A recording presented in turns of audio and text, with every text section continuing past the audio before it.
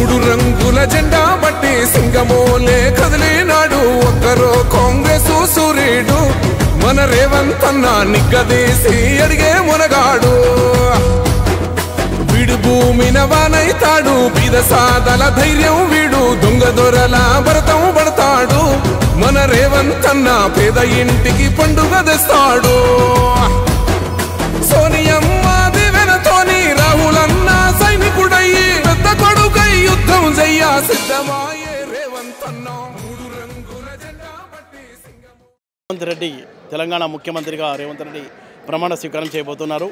అందుకు మనం చూడొచ్చు ఇక్కడ ఎల్బీ స్టేడియంలో ఏర్పాట్లు చకచకా జరుగుతున్నాయి. ఇక్కడ మనం చూడొచ్చు ప్రధాన స్టేజ్ నిర్మాణం అవుతుంది. ఈ స్టేజ్ మీదనే ముఖ్యమంత్రి కూర్చుంటారు. ఆ తర్వాత ఈ స్టేజ్కి రైట్ సైడు ఆ తర్వాత లెఫ్ట్ సైడ్ మరో 2 స్టేజ్లను ఏర్పాటు చేస్తున్నారు. ఒక స్టేజ్పై ప్రముఖులు అంటే డీసీసీ అలాగే కేంద్రం నుంచి వచ్చిన ఇతర ప్రముఖులు కాంగ్రెస్ పార్టీకి చెందిన సీనియర్ నేతలు ఒక పక్క ఉంటారు.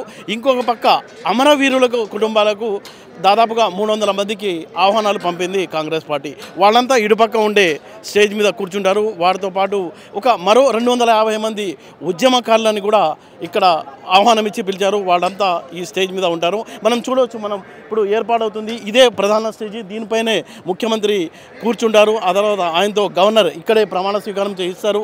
ఈ కార్యక్రమంలో అంటే ఈ స్టేజ్పై సోనియా గాంధీ అలాగే రాహుల్ గాంధీ ప్రియాంక గాంధీ కూడా ఈ స్టేజ్ మీదనే ఇప్పుడు ఏర్పాటు చేస్తున్న ఈ స్టేజ్ మీదనే కూర్చోబోతున్నారు.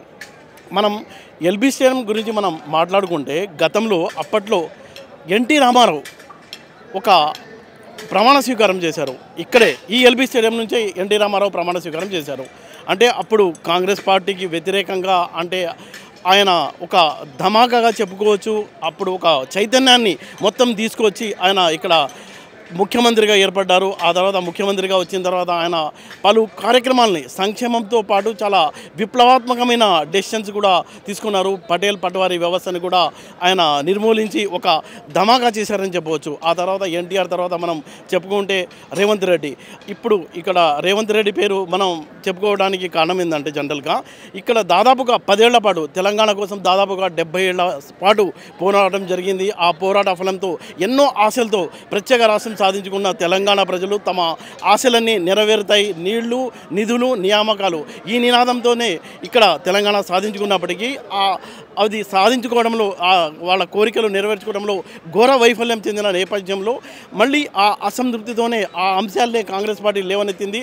ఆ నేపథ్యంలోనే కాంగ్రెస్ పార్టీ మళ్ళా ప్రజలకు దగ్గరైంది.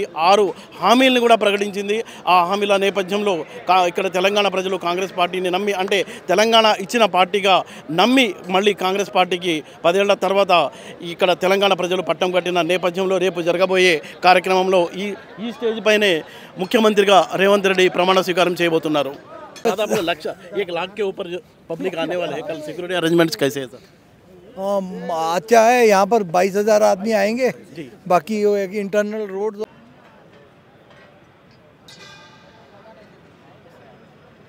రేపు జరిగే ఈ ప్రమాణ స్వీకార కార్యక్రమానికి దాదాపుగా 30 నుంచి 40 వేల మంది కూర్చునే ఏర్పాట్లను ఇక్కడ ప్రభుత్వం చేస్తుందని చెప్పుకోవచ్చు. అయితే చాలామంది ప్రముఖులు ఇక్కడ రానున్నారు. సినిమా యాక్టర్లు కూడా రానున్నారు. జూనియర్ ఎన్టీఆర్ కూడా వచ్చే అవకాశం ఉందని చాలామంది చెప్పుకుంటున్నారు. ఇతర రాష్ట్రాలకు సంబంధించిన ముఖ్యమంత్రులు కూడా వచ్చే అవకాశం ఉందని చర్చ అయితే జరుగుతుంది. ఎవరు వస్తారు అనేది రేపు క్లియర్ అవుతుంది.